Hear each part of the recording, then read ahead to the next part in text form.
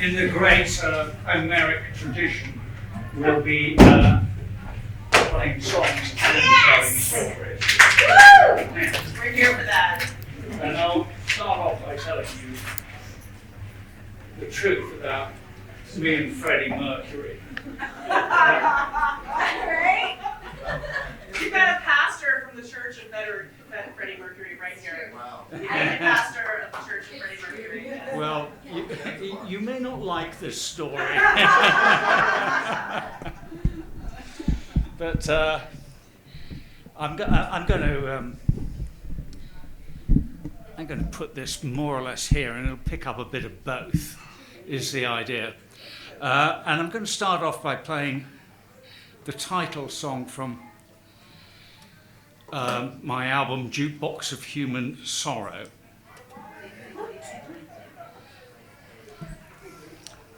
Mostly because Dennis is here, and it's Dennis's favourite.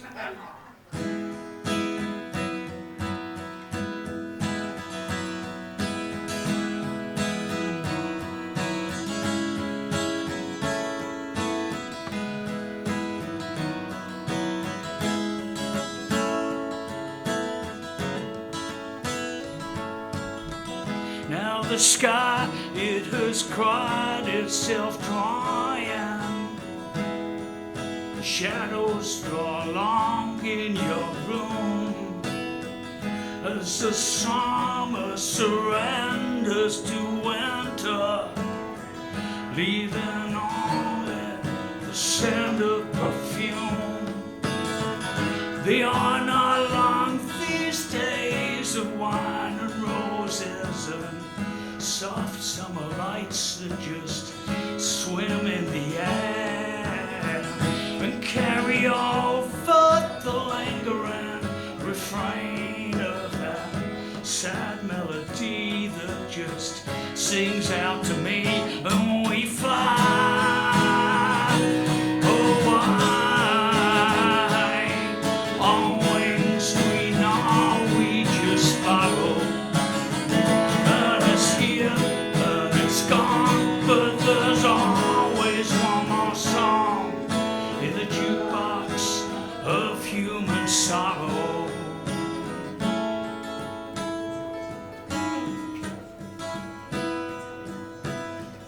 Now her tears, they are falling like rain. There's so many winters she holds in her heart. And all the king's horses and all the king's men, they can put back together what we tore apart. No, they are not long, these days of wine and roses. Sentiments wither and flowers all die. Now as the swallows head over to the coastline, and we're standing here at the edge of goodbye. Oh, we fly. Oh, why? On wings we know we just follow. And it's here and it's gone, but there's always one more song in the jukebox of human sorrow.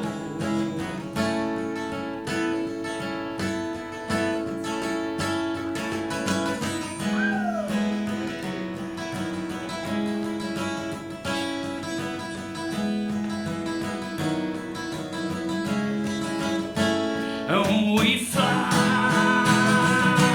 Oh, why? On wings we know we just follow. And it's here and it's gone, but there's always one more song in the jukebox of human sorrow. And we fly. Oh, why? On wings we beg and we borrow.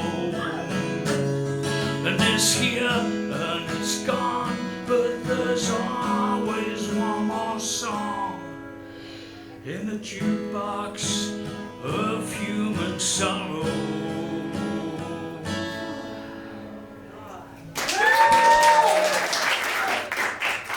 So me and Freddie. Well, you know, I knew Freddie from when he was a shoe salesman up at Kensington, top of Kensington Market in Kensington, the antique market there, which was where all the fancy clothes were. And I bought a pair of snakeskin boots off Freddie.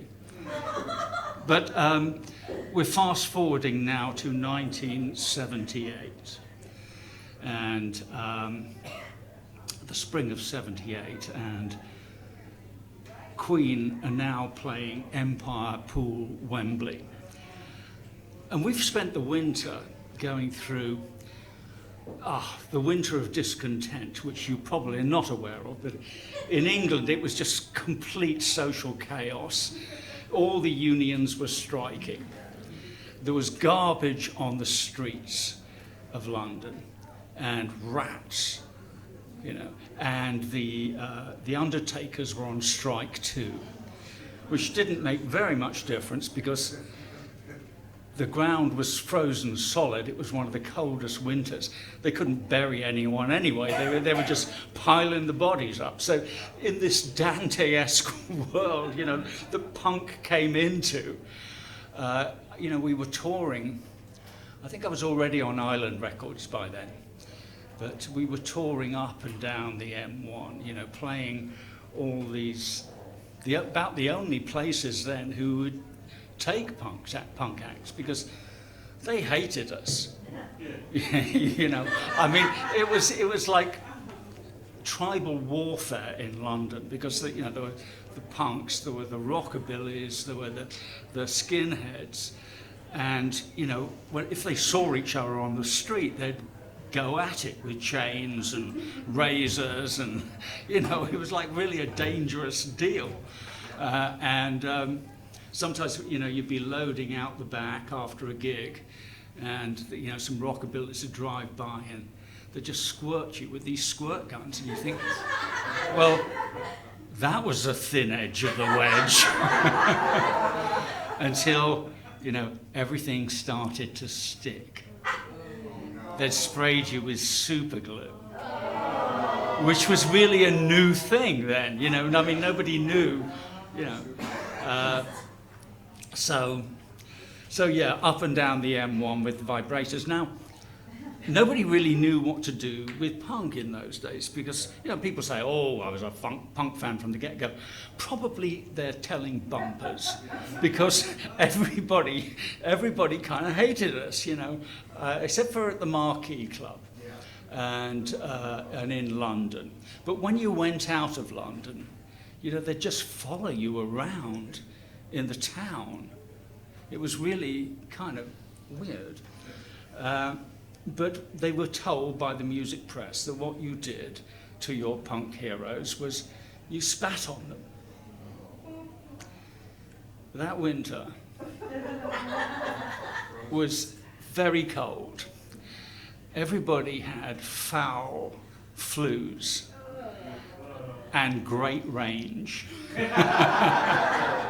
You know, so, you know, you play to 500 kids or whatever, you know, and you come off stage coated with gob, you know, and the whole band was perpetually sick with everybody else's, you know, lurgies.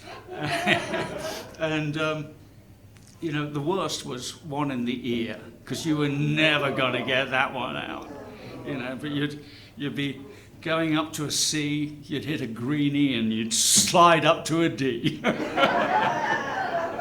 So, you know, it was us versus the world.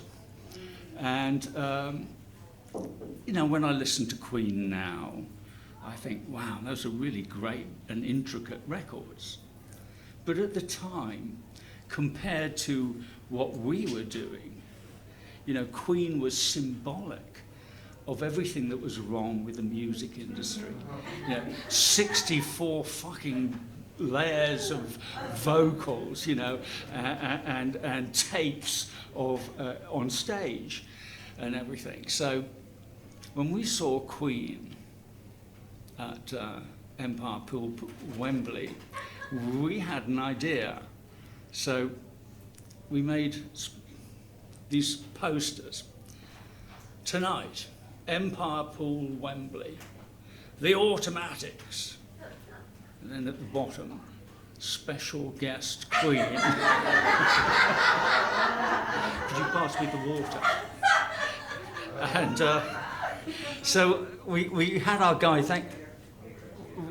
we had our guy go over a night, thank you, all through Wembley, and put all these posters up.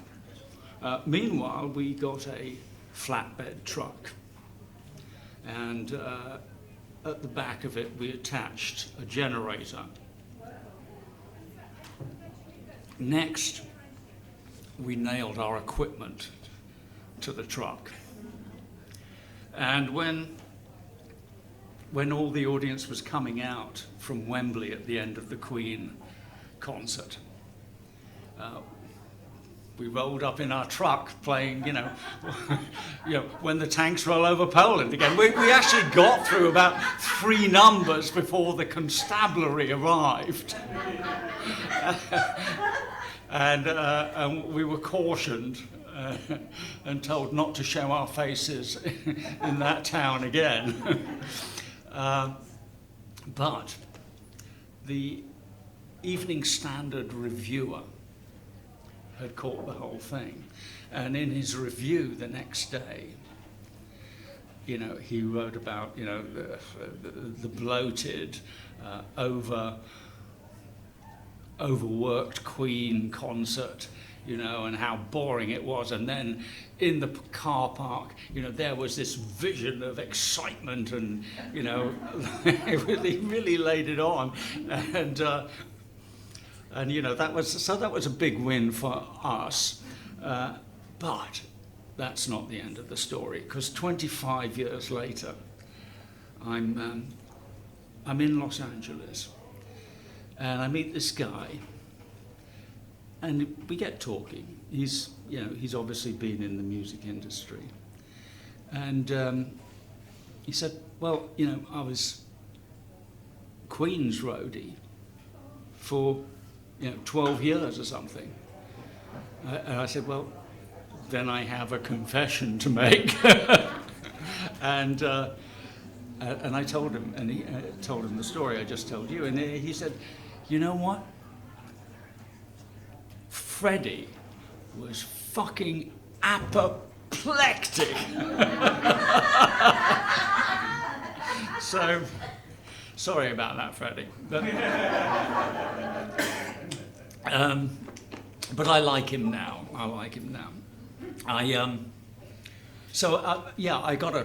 We'll move on to another story in a moment, but I think it's in the Homeric tradition.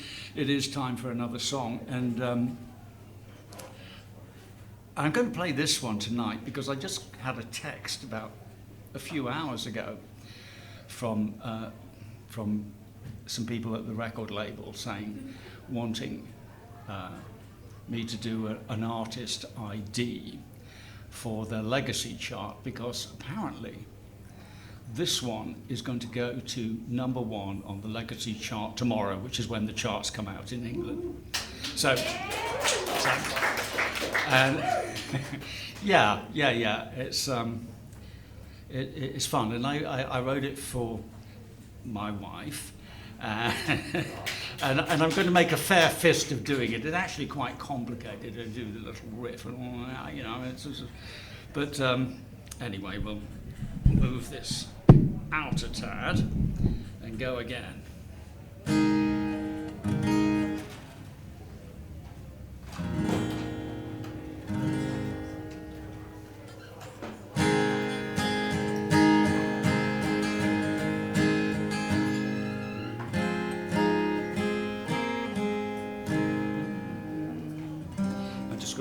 Myself of it. We do quite a lot of these things. Okay.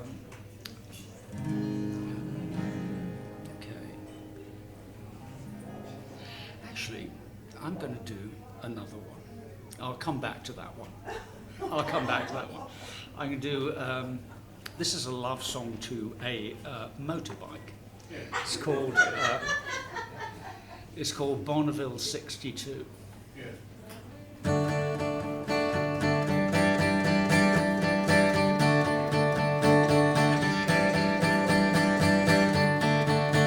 On a golden afternoon,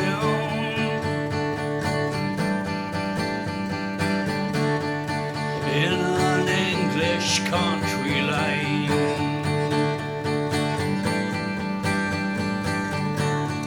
birds fly as she's passing through,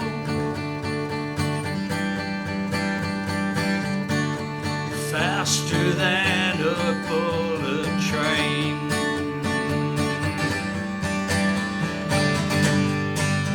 Matte black and shiny new, stand back, I'm coming through on my Bonneville 62.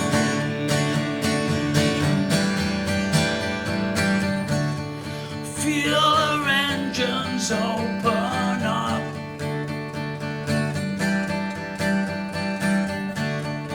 in that sweet deep-throated roar.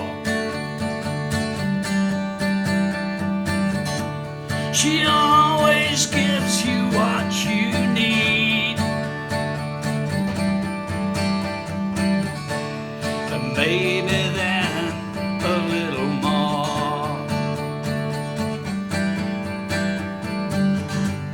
The road flies by the time it flew, like nothing else I ever knew, on my Bonneville 62.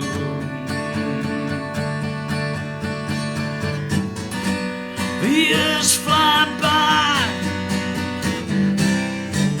I don't know why. Her speed and beauty never seem to die.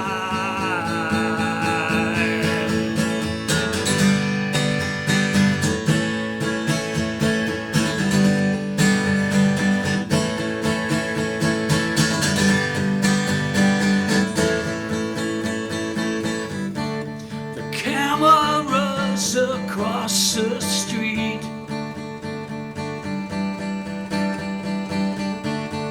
told a sad and bitter tale.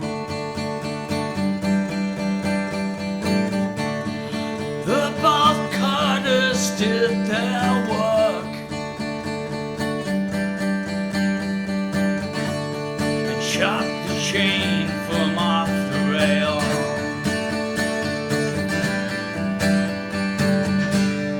Just as the camera cuts down, somebody else was leaving town on my Bonneville 62.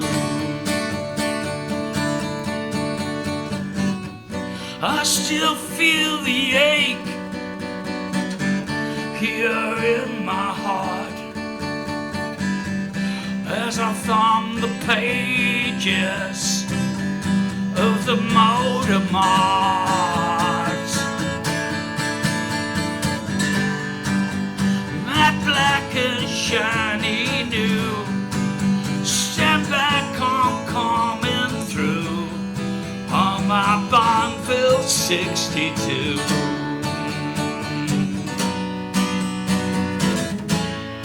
On my Bonneville 62. 62 on my Bonneville 62.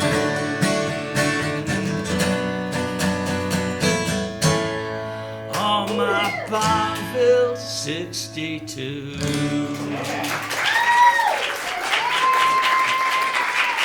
It's 2006 now, and I've just, after the Japanese tour, I'm unexpectedly getting some attention. So, the one of the songs from my Britannia album goes to #1 in the Big L Capital radio charts, and I'm called over to England to play the Radio Roadshow with Mike Reed and Smiley Miley and all these English characters, and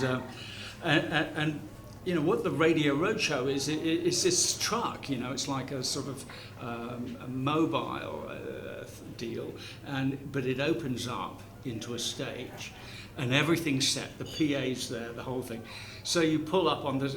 We're doing all these seaside towns that, you know, were like in 1860 were, you know, the English version of Las Vegas. They were, you know, it was the hydroponic thing was really a big deal in England. You know, it was good for your body and your moral fibre to you know, get in the ocean. So, but of course, after cheap travel came along, these just ghost towns, you know, on the coast with incredible histories. And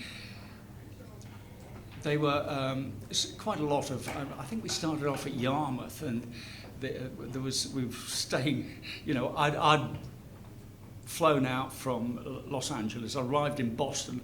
Some shoe bomber had done something nasty, and there was the you know, the National Guard on the runway. And you know, when you see the National Guard on the runway, you know that this is not going to be good. So I stuck in Boston for a while, and then when I finally flew in, I was late joining the roadshow, and you know, so I went to the hotel on my own, and it was like two buildings that had been knocked into one by some Russian gentleman. And I walk into the foyer, and there's this guy behind the desk, and there's this little old, really impossibly old woman, and I think, she's dead. You know, so, but I don't want to say anything, so I go up to him, I check in and do all that, and he says, so, would you like help with your cases? Yeah, because I've got my case, I've got my guitar case, and I say, yeah, that'd be nice. And he yells, Olga! This little old lady sits up, you know, it's like, no, I'll carry him.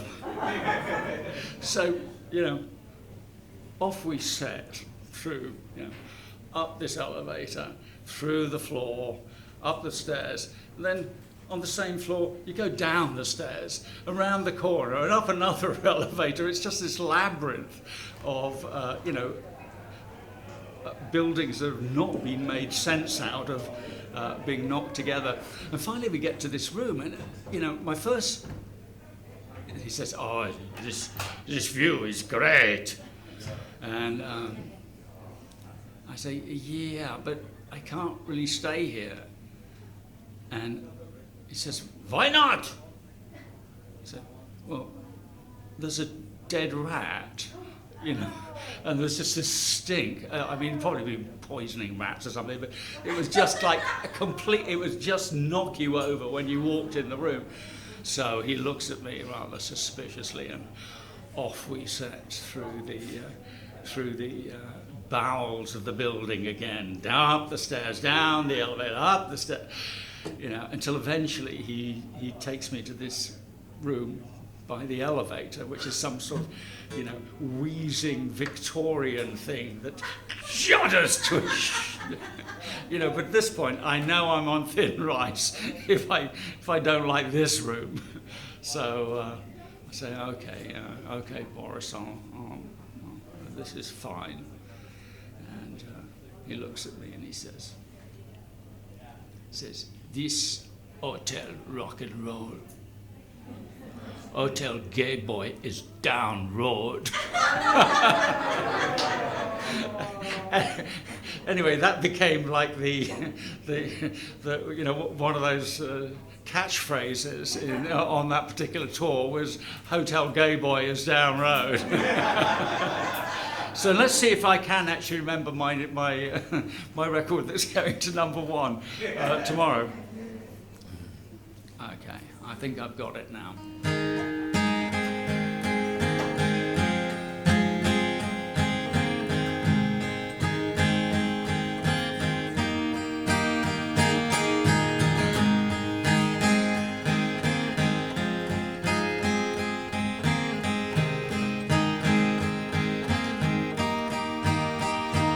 When your star no longer can shine, when your guardian angels resign, when your clock no longer tells time, I'll be there, I swear, I swear.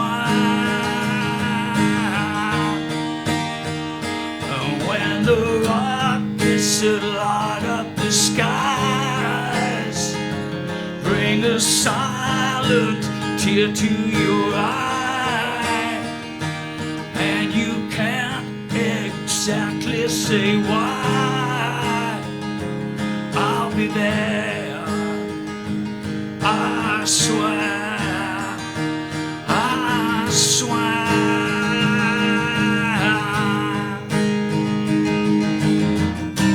When the world falls down all around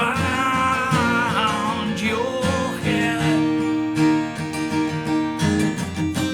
and the dreams you dream all disappear instead, oh, I'll be there, oh, I'll be there, I swear. And when the seasons of sorrow appear, don't despair, but be of good cheer. Though I may not always be here, I'll be there, I swear, I swear.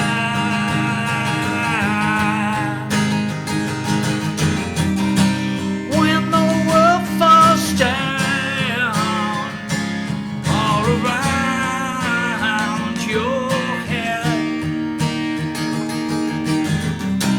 and the dreams you dream just disappear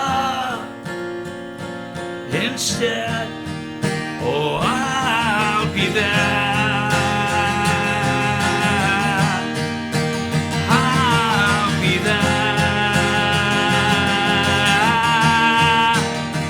I swear,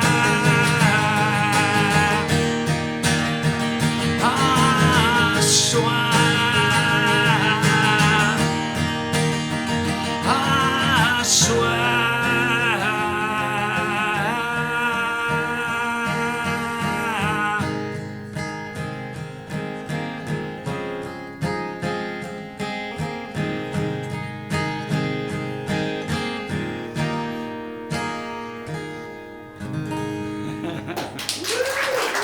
Well,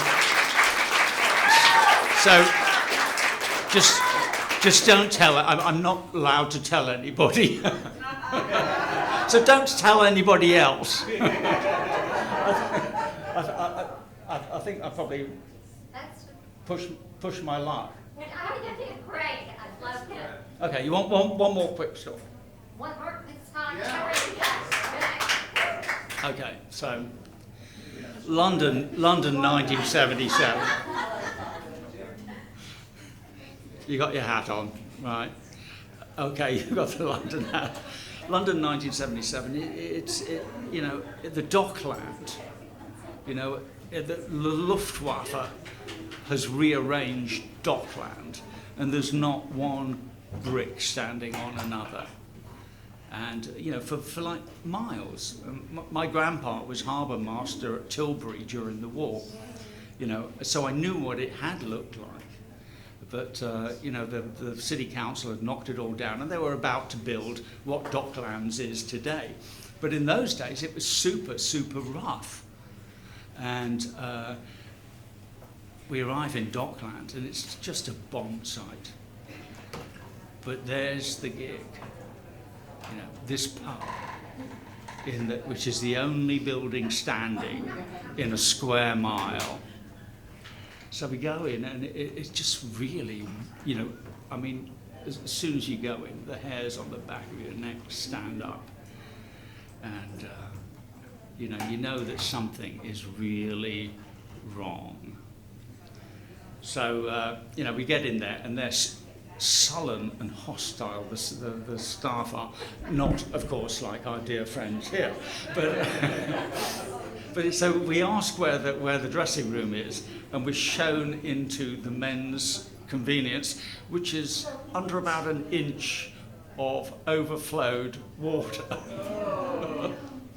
So, but now we're seriously freaked out. I mean, it's kind of like a Hitchcock movie.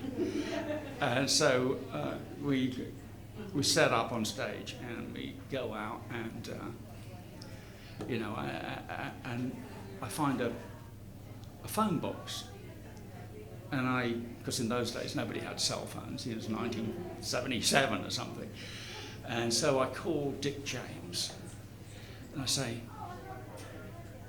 you know, what's the deal with this gig? I said, well, which gig is it? I said, it's the London Castle. He says, oh, no, we cancelled all those after that singer got killed 2 weeks ago. But we've got all our stuff set up there. And apparently the rest of the band was still in hospital. So we ended up going back and just playing so quickly. You have never heard an automatic set quite go by. I think we were on stage for like 15 minutes. It was a record. But we were bloody glad to get out of there. And so with that, I'm going to close with one more song, which is my homage to London, and it's Old River Thames.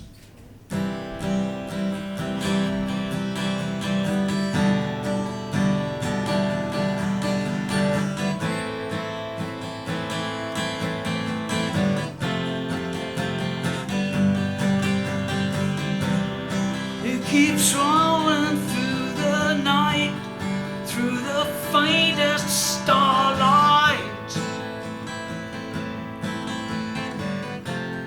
round to Penton, and it keeps on rolling through, from Hampton down to Kew, and Oliver's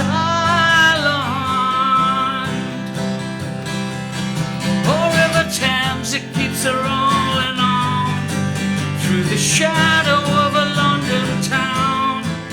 It's been rolling since time began.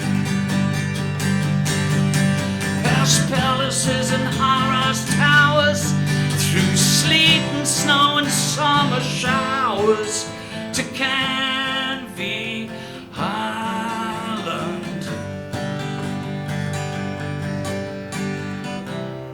Through the mighty urban sprawl, past the Tate and St. Paul's, round to the Penthouse, through Southwark's concrete shores, past Vauxhall and North, out to open sea. Oh, River Thames, it keeps a rolling on through the shadow of a London town. It's been rolling since time began. Past jackhammer and bird song, from a distant field in Albion, to good old London town.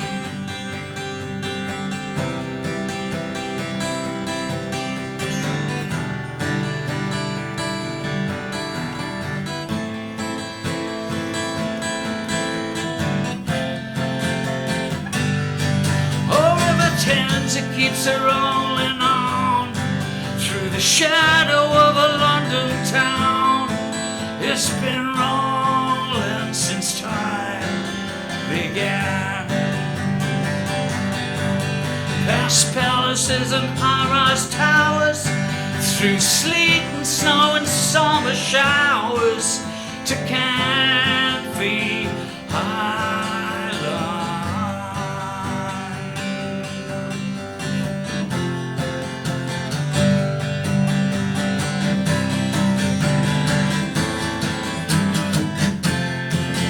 Oh, River Thames, oh, River Thames,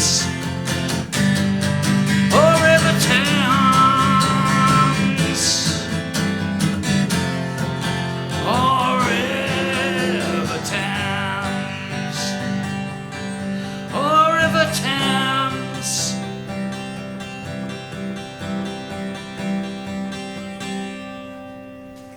Thank you.